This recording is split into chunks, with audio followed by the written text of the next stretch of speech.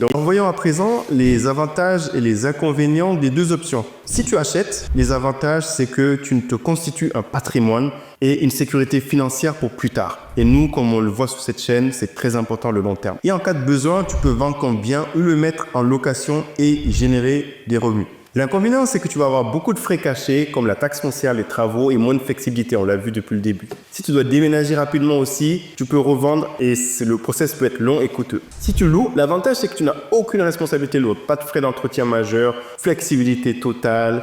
Mais l'inconvénient, c'est que tu ne constitues pas de patrimoine et ton loyer peut augmenter avec le temps. Alors, selon toi, en 2025, quel devrait être ton choix? Acheter ou louer sa résidence principale? Donc, en fait, la réponse, elle va vraiment dépendre de ton mode de vie et de tes priorités. Si tu veux investir sur le long terme, tu restes dans la même région et que tu es prêt à assumer les responsabilités d'un propriétaire, acheter, ça reste vraiment une excellente option. Surtout avec l'effet levier du crédit bancaire. Par contre, si tu privilégies la flexibilité, tu n'es pas sûr de rester au même endroit ou tu ne veux pas t'encombrer d'imprévus liés à l'entretien d'un bien, louer, c'est l'option la plus adaptée.